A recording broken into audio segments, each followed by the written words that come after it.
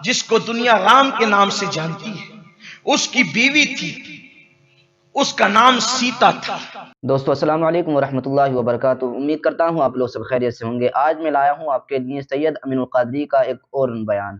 तो ये बयान है सीता के पर्दे के बारे में, यानी जो राम की, जिसे हिंदू अपना भगवान मानते हैं, उनकी बीवी की ये कहानी है। उनकी बीवी के पर्दे के बारे में सैयद अमीनुल क़ादरी ने जो बयान दिया है, पहले उस वीडियो को देख लें और फिर करते हैं वीडियो के बारे में बात। चलो करते हैं वीडियो को शुरू और मिलते हैं वीडियो के आखिर में। अगर आप हमारे चैनल पर नए हैं तो चैनल को सब्सक्राइब कर लें। चलो करते हैं वीडियो को शुरू और मिलते हैं वीडियो के आखिर में। मैं कहता हूं इस्लाम तो पर्दे की तालीम देता ही देता है, लेकिन जो लोग हिंदुस्तान में रहते हैं, कम से कम उनको तो अपनी तारीख मालूम होगी कि यूरोप ने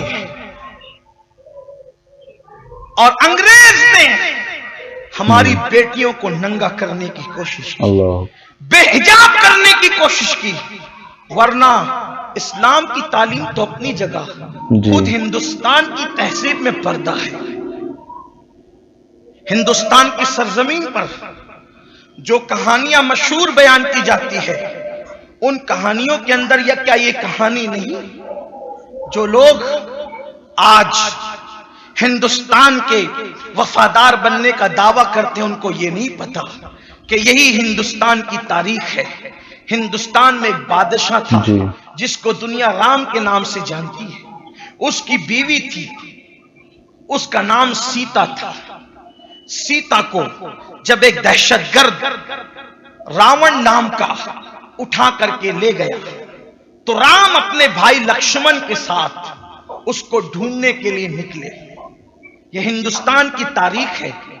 मुसन्निफ, मुहर्रिर कहां तक इंसाफ करता है ये उसकी अपनी जिम्मेदारी है, लेकिन हकायक जो भी हो, ये बात तो हिंदुस्तान में बयान की जाती है। सीता को पूरा बयान सुना जब रावण उठाकर ले गया और ढूंढने के लिए राम निकले अपने भाई लक्ष्मण के साथ, तलाश करते करते, फिरते फिरते जब एक मुकाम पर पहुंचे तो कहीं पर सीता का हार मिला, कहीं पर सीता के कान की बालियां मिली, कहीं पर सीता के हाथों के कंगन मिले। राम उठाते रहे, आगे बढ़ते रहे। यह निशानी थी कि सीता कहीं मौजूद है। सीता जिस वक्त उठाकर ले जाने वाला ले जा रहा था, तो कहीं अपने गले का हार, कहीं अपने कान की बालियां, कहीं अपने हाथों के कंगन वो डालती रही। क्यों? उसे यकीन था कि कोई ढूंढने वाला आएगा तो इन निशान पर चल करके वो मुझे तलाश कर लेगा। जब हार देखा, राम की बीवी थी, राम ने पहचान लिया ये सीता का हार है। कहा बालियां देखी, राम ने पहचान लिया सीता की बालियां हैं। कंगन देखे, राम ने पहचान लिया कि सीता का कंगन है। लेकिन जिस वक्त पाजेब की बारी आई तो लक्ष्मण ने अपने भाई राम से कहा, भैया ये तो भाभी का पाजेब है, ये तो भाभी का पाजेब है। मौर्रिख लिखता है कि लक्ष्मण से पूछा गया कि तुमने अपने भाभी का हार नहीं पहचाना, तुमने अपनी भाभी की कान की बालियां नहीं पहचानी, तुमने अपने भाभी के कंगन नहीं पहचाने, तुमने अपने भाभी के पाजेब ही कैसे पहचाने? हालांकि भाभी का हार भी तो पहचाना जा सकता था, भाभी की कान की बालियां भी तो पहचानी जा सकती थी, भाभी के हाथ के कंगन भी तो पहचाने जा सकते थे, लेकिन तुमने कुछ नहीं पहचाना, पाजेब भी क्यों पहचाना? तो लक्ष्मण ने अपने भाई राम से कहा कि मैंने अपने भाभी के पाजेब के पैरों के सिवा उसके पूरे वजूद को कभी नहीं देखा था। तो आखिर लक्ष्मण ने सीता का वजूद क्यों नहीं देखा था? इसलिए कि वो पर्दे में रहती थी, तभी तो देवर ने भी उसका जिस्म नहीं देखा था। अब आपसे पूछना चाहता हूं, तो जो औरतों को बेपर्दा करना चाहते हैं, वो सीता और राम के भी वफादार नहीं है, वो उनके भी गद्दार है, वो मुल्क के भी गद्दार है, और वो अंग्रेजों के एजेंट है। इसलिए कि इस्लाम तो पर्दे की बात करता ही करता है, इसलिए कि इस्लाम गैरत का और गैरत वालों का मजहब है। लेकिन पर्दे की बात तो हिंदुस्तान की पुरानी तहजीब भी करती है। अगर आज से आप 10-20 साल पीछे जाकर के देखें तो अल्लाह अकबर, जो लोग मुसलमान औरतें नहीं हैं उन लोगों का भी ये हाल था कि वो हमारी गलियों में अगर झाड़ू देने के लिए आती थी तो वो भी घूंघट डाल करके चेहरा छुपा करके आती थी। आप लोगों ने अपनी माथे की आंखों से ये मंजर देखा होगा। तो हमारे मुल्क की गंगा जमनी तहजीब में भी तो पर्दा है। अगर आज लोग पर्दे की मुखालफत कर रहे हैं तो हिंदुस्तान की गंगा जमनी तहजीब की भी मुखालफत कर रहे हैं। लेकिन अल्हम्दुलिल्लाह हिंदुस्तान की मिट्टी में हया है, गैरत है। हिंदुस्तान की मिट्टी के अंदर जो है अल्लाह अकबर, औरतों के साथ मोहब्बत है, उल्फत है, प्यार है। कभी भी हिंदुस्तान की सरजमीन पर हिंदुस्तानी औरतों के साथ कभी जुल्म नहीं हो सकता।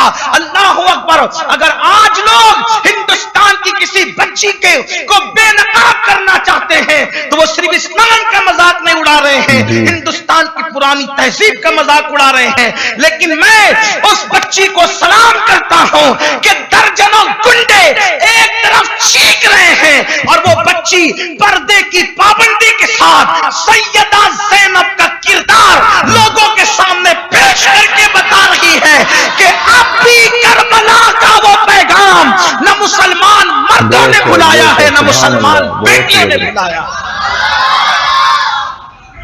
और उस बच्ची ने भागने वाली और मुर्तद होने वाली उन बच्चियों को पैगाम दिया कि मुर्तद होने में इज्जत नहीं, गैरों का हाथ पकड़ के भागने में इज्जत नहीं। जब भी जमीन का सौदा हो तो इस्लाम पे डट जाने में इज्जत है। एक तरफ मुर्तद होकर भागने वाली वो बेटियां हैं जिनको कोई नहीं पूछता, और एक तरफ इस्लाम की वो बेटी है जो नारे तकबीर बुलंद करती है। तो सोचो अल्लाह के नाम में कितनी ताकत है कि उसने 3 मरतबा अल्लाह अकबर कहा और एक गुमनाम घराने की बच्ची जन शिकन में पूरी दुनिया के अंदर मशहूर हो गई। अल्लाह बता रहा है कि मेरे नाम की ताकत देखो, फज़कुरूनी अज़कुरकुम का जलवा देखो कि उसने अल्लाह अकबर 3 मरतबा क्या कहा। उसके बाप को कोई नहीं जानता, उसके खानदान को कोई नहीं जानता, लेकिन अल्लाह अकबर के नाम की बरकत कि पूरी दुनिया में आज उसके नाम के डंके बज रहे हैं। और वो बच्ची का किरदार पूरे हिंदुस्तान की बेटियों को बता रहा है कि बिकने में फायदा नहीं, दीन से दूर होने में फायदा नहीं, भागने में फायदा नहीं, दीन पर डटने में फायदा है।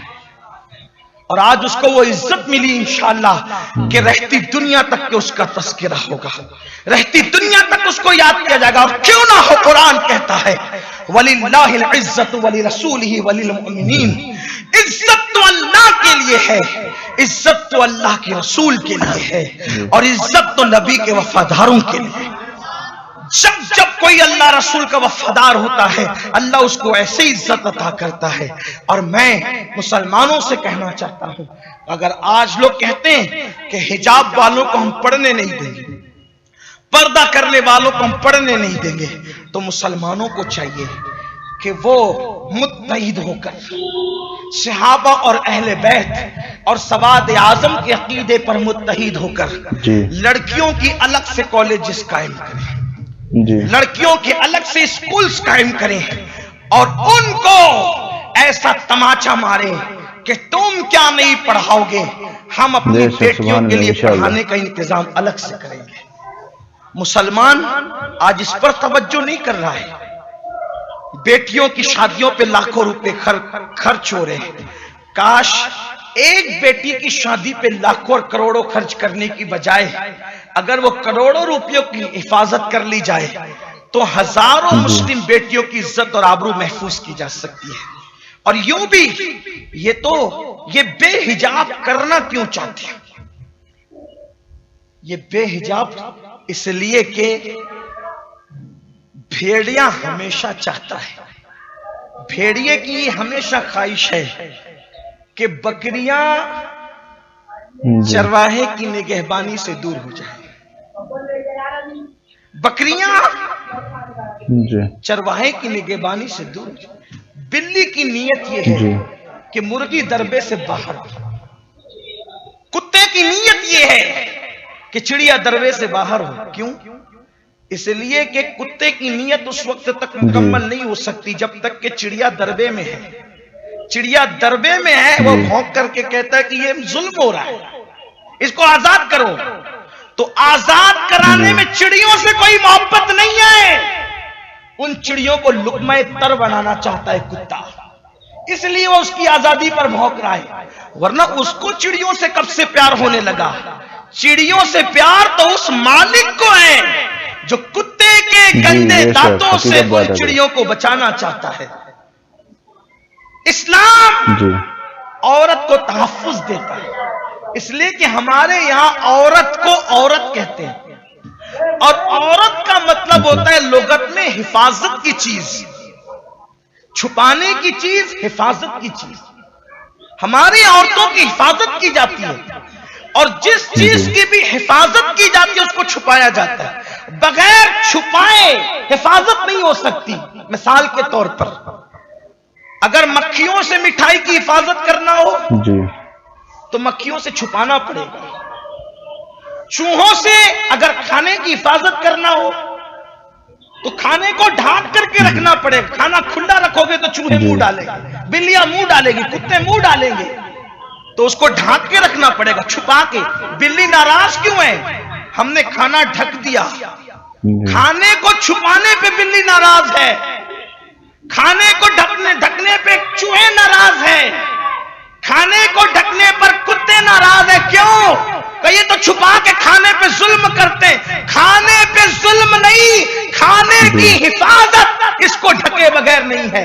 तो खाना महफूज रखना हो तो उसको ढकना पड़ता है, और औरत को महफूज रखना हो तो उसको पर्दे में रखना पड़ता है। पर्दा जुल्म नहीं है, पर्दा हिफाजत का जरिया है। अल्लाह अकबर। ये देखो, हम जो कपड़े लेते हैं बदन पर, तो कपड़े पहनने से हमारा जिस्म ढका रहता है, जरासीम से छुपा रहता है, जरासीम से महफूज रहता है, बीमारियों से महफूज रहता है। जो लोग पर्दे को निशाना बनाते हैं, आप मैं उससे पूछता हूं वो मास्क क्यों लगा? हकीकत बात है जी।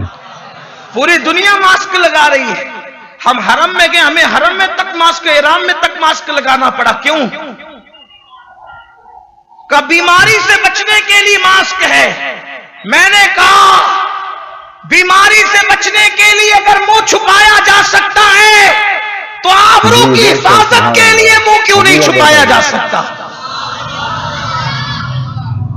और जो आबरू बचाने के लिए मुंह नहीं छुपाते, तवज्जो करना, जो आबरू बचाने के लिए मुंह नहीं छुपाते, फिर उनको मुंह छुपा करके फिरना पड़ता है। इसलिए मुसलमानों की जिम्मेदारी, वक्त बहुत ज्यादा हुआ, मुसलमानों की जिम्मेदारी है वो पर्दे को आम करें। रोड पे हम कोई धींगा मस्ती नहीं चाहते, हमारा मजहब अमन का मजहब है। हम कोई हंगामा आराई नहीं चाहते, हमारे मजहब ने हंगामा आराई की इजाजत नहीं दी। लेकिन मुसलमानों को चाहिए कि वो इतना खूबसूरत एहतजाज दर्ज कराएं। एक बेटी के साथ बदतमीजी हुई। पहली बात तो यह है कि जो लोग हिंदुस्तान की बेटियों से हमदर्दियां जताते थे जी, अब वो कहां सो रहे हैं? क्या ये हिंदुस्तान की बेटी नहीं? जी। क्या मुस्कान का ताल्लुक हिंदुस्तान से नहीं? अगर इतने गुंडे उसकी बेइज्जती कर रहे हैं, अब आप कहां सो रहे हैं? अगर आपके दिलों में वाकई हिंदुस्तान की बेटियों से मोहब्बत है तो इनको कैफरे किरदार तक तो अब तक पहुंच जाना चाहिए था। लेकिन अगर ये नहीं पहुंचने कैफरे किरदार तक तो तुम ढोंग रचाते हो, ढोंगी हो तुम, मक्कार हो तुम जी। तुम्हें कोई किसी से मोहब्बत नहीं है, तुम औरतों की इज्जत से खिलवाड़ करना जानते हो। तुम सिखाते थे हमें कैसी मोहब्बत करना चाहिए बेटियों से। बेटियों से मोहब्बत तो हम पहले से जानते हैं।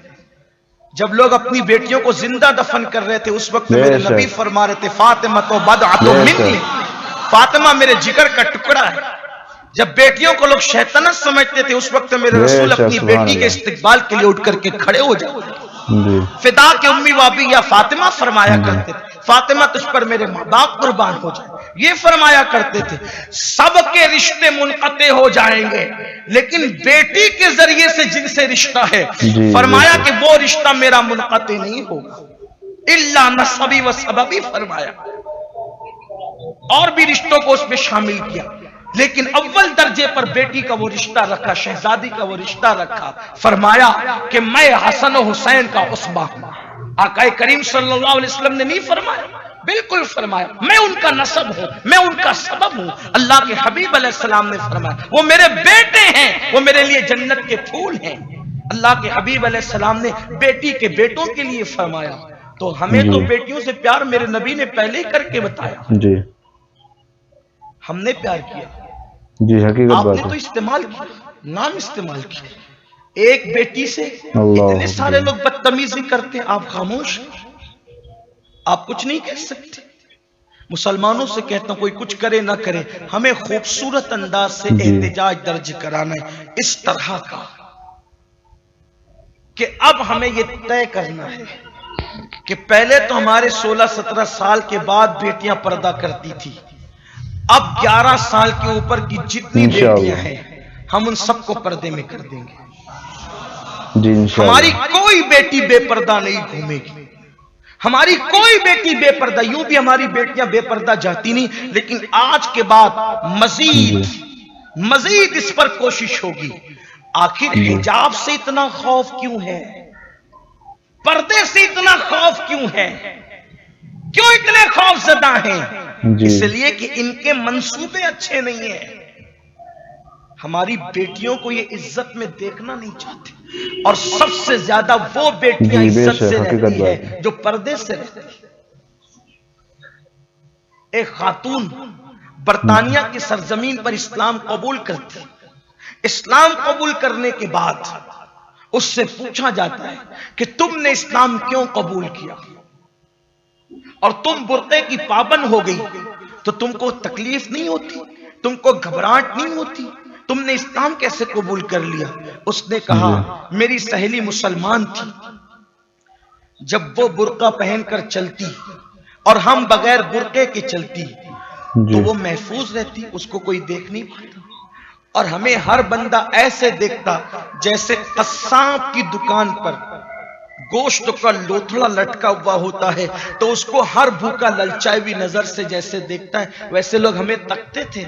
और उसको महफूज हमने जब देखा तो हमने सोचा अगर बेटी को या औरत को कोई मजहब तहफ्फुज फराहम कर सकता है तो वो मजहब इस्लाम है। पर्दे में कोई वहशत नहीं है, पर्दे में कोई तकलीफ नहीं। 3 साल से तो लोग मर्द खुद पर्दा करके घूम रहे, मुंह पे मास्क लगा के घूम रहे। जब आपको मास्क लगाने से तकलीफ नहीं तो उसको चेहरा छुपाने से क्या तकलीफ है? आपको तो इन 3 सालों में कुदरत ने अच्छे से जवाब दे दिया। और सुन लो, उन आजाद ख्याल बेटियों से भी कहना चाहता हूं जो सीरियल देखकर, फिल्में देखकर या बातिल ताकतों का और यूरोपीय ममालिक का एजेंट बनकर बुर्के के खिलाफ, पर्दे के खिलाफ बकवास करती है, उनको पता होना चाहिए कि इस्लाम के साथ बगावत करने वालों को इज्जत नहीं मिलती, इस्लाम के साथ वफा करने वालों को इज्जत मिलती है। अल्लाह ने उस बच्ची को दौलत भी दी, इज्जत भी दिया, नाम भी दिया, और बल्कि उस बच्ची को मैं अगर 1 मर्तबा सलाम करूंगा तो उसके माँ बाप को मैं 10 मर्तबा सलाम करूंगा कि उसके माँ बाप ने उस बच्ची की तरबियत कैसी की, कि जहां मर्दों की जुर्रत जवाब दे जाए वहां उस बच्ची ने कितनी जुर्रत से काम लिया। सैकड़ों का मजमा देखकर तो मर्द भी डर जाते हैं, लेकिन वो कनीज़े फातिमा के जिगर की दाद दीजिए, वो सैयदा ज़ैनब की कनीज की हिम्मत की दाद दीजिए कि उसने इतने बड़े मजमे में भी मेरे अल्लाह के नाम को बुलंद किया, खुदा के नाम को बुलंद किया, उसकी तकबीर को बुलंद किया। अल्लाह ने उसको कैसे इज्जत दी। हमें अपने बच्चों की तरबियत इसी तरह करनी चाहिए कि खौफ मत करो, अल्लाह के सिवा किसी से मत डरो जी। हमारे मजहब पर कायम रहो, अपना मजहब हक है, सच्चा है, इसी मजहब में सदाकत है, इसी मजहब में हक्कानियत है, इसी मजहब में सच्चाई है, फिरका वारियत में कुछ नहीं रखा है। इस्लाम मजहब फितरत है जी, बेशक, और यही सच्ची तालीम देने वाला मजहब है। इस मजहब पर कायम रहोगे, अल्लाह तुम्हें जलील होने से बचाएगा, रुस्वा होने से बचाएगा। और नुकसान की परवाह मत करो, जो अल्लाह के इस मजहब का दामन थाम लेता है, अल्लाह उसको हर नुकसान से महफूज फरमा लेता है, उसे हर नुकसान से बचा लेता है। दोस्तों, जो सैयद अमीनुल कादरी ने पर्दे के बारे में बयान दिया है, हालांकि बयान तो ये पुराना है मगर बात हकीकत है, क्योंकि ये बयान तो शायद 1-1.5 साल पुराना है, मगर ये इस टाइम भी इस बयान की ज़रूरत है, क्योंकि जो हिंदू भाई हमारे पर्दे के खिलाफ रहते हैं उन्हें अपनी तारीख भी पढ़नी चाहिए, क्योंकि जिसे वो माँ मानते हैं, जिसे अपना खुदा मानते हैं, उनकी भी तारीख पढ़नी चाहिए। जब तो आप किस तरीके से कहते हैं कि ये पर्दा नहीं करना चाहिए? अगर आपको ये वीडियो अच्छी लगी हो तो वीडियो को लाइक करें और हमारे चैनल को सब्सक्राइब करें, और कमेंट बॉक्स में ज़रूर बताएं कि आपको ये बयान कैसा लगा और आप किस तरीके के बयान पसंद करते हैं। चलो मिलते हैं दूसरी वीडियो के साथ, जब तक के लिए अस्सलाम वालेकुम व रहमतुल्लाहि व बरकातुहू।